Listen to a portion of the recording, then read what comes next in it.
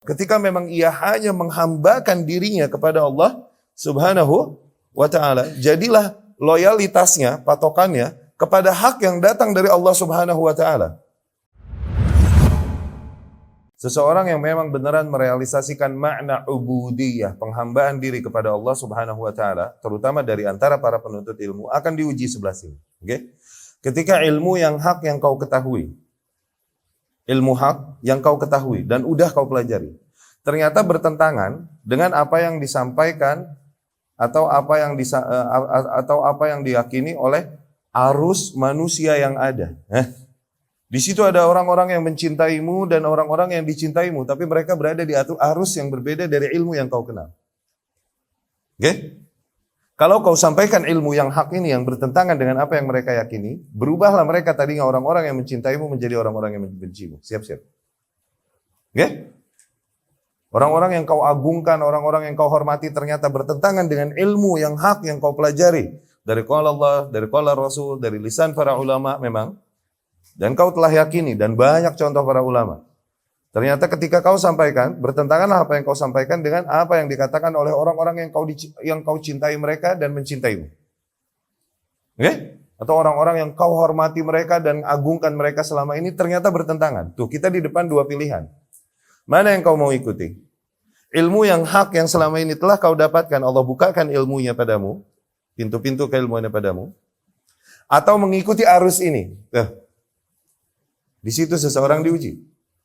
Kalau dia ngikutin arus ini, tetap para orang-orang yang mencintainya akan mencintainya, orang-orang yang dicintainya pun akan kembali mencintainya, ikut arus itu.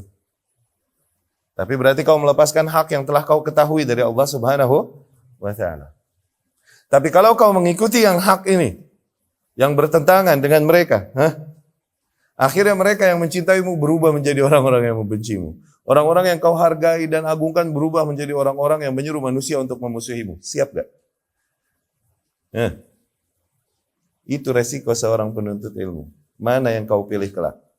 Demikianlah merdekanya seorang hamba ketika ia benar-benar terlepas dari bentuk-bentuk perbudakan apapun, bentuk penghambaan diri apapun kepada selain Allah. Ketika memang ia hanya menghambakan dirinya kepada Allah Subhanahu wa ta'ala, jadilah loyalitasnya, patokannya kepada hak yang datang dari Allah Subhanahu wa ta'ala.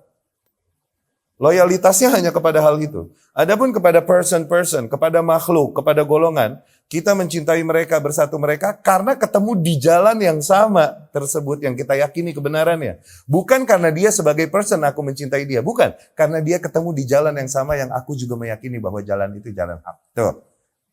Suatu saat kita berpisah karena dia mengambil jalan yang lain selain jalan yang hak itu yang aku yakini. Tuh. Loyalitas kita, wala bara kita sama usulul haq. Ini bentuk penghambaan diri kita kepada Allah. Terlepas kita dari ikatan-ikatan makhluk. Tidaklah kita mengatakan apa yang diinginkan oleh para makhluk untuk kita katakan. Enggak. Kita hanya katakan apa yang Allah bukakan ilmu-ilmu hak kepada kita. Tuh. Tidaklah kita menahan lidah dari hal-hal yang enggak mau manusia dengar dari kita. Kenapa? Pahit kalau didengar dari kita. Tapi tetap kita katakan. Kenapa? Allah telah bukakan ilmunya bagi kita. Nah. Ini bentuk penghambaan diri dan totalitas penghambaan diri kepada Allah Subhanahu wa ta'ala. Ketika seseorang meninggalkan hak yang diketahuinya demi mengikuti arus manusia yang dicintainya, di situ mulai terrealisasikan pada dirinya kadar penghambaan diri kepada selain Allah. Ini yang disampaikan oleh Syekhul Islam Ibn Taimiyah rahimahullah di dalam kitabnya Al-Ubudiyah. Oke? Karena ia hanya akan menyampaikan dan melakukan apapun untuk mengejar ridha mereka. Bukan lagi ridha Allah yang menjadi prioritasnya. Pada saat itu terbentuklah kadar penghambaan dirinya kepada hal lain selain Allah Subhanahu wa ta'ala. Demi mengejar apa? Demi mengejar nikmat-nikmat dan ikatan cinta yang ada di antara makhluk. Dia tinggalkan hati. Nah, mana yang kau mau pilih? Tapi kalau mau pilih yang ini, yang benar-benar menggambarkan kemerdekaanmu dan keterputusanmu dari segala ikatan makhluk. Kalaupun kau mencintai seseorang, membela seseorang karena ia berada di atas jalan yang sama. Kalaupun kau mengingkari seseorang, bukan karena seseorang itu, bukan karena person itu, bukan. Tapi karena ia berada di atas jalan yang berbeda, keluar dari jalan yang hak ini. Tuh. Ya? Kalau mau pilih jalan yang ini, siap-siap. Banyak arus yang akan menimpamu. Itu fitnah. Nah, di situ seseorang dituntut sabar. Ya. Semoga Allah Subhanahu wa taala berikan Rabbana la tuzigh qulubana ba'da idh hadaitana wa hab lana min ladunka rahmah innaka antal wahhab. Ya. Itulah doa-doa yang diajarkan Rasul. Allahumma Rabbana ya muqallibal qulub tsabbit qulubana. Itu sabar. Tapi siap-siap ketika kau mengambil langkah tersebut, mengikuti langkah hak yang kau ketahui, jadilah kau orang yang benar-benar memperjuangkan, menyampaikan apa yang emang kau yakini. Keluar dari ikatan-ikatan para makhluk ini, siap-siap loh.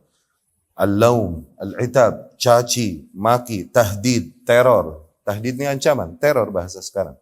Oke? Caci maki ini haters. Siap-siap. Oke? Ya, dibongkar aib muka atau difitnah, nama baikmu dirusak dan lain-lain. Karena kau mengambil jalan itu. Ya? Madum ta'alal haq tasbir. Selama kau berada di atas hak, maka bersabarlah di atas hal tersebut.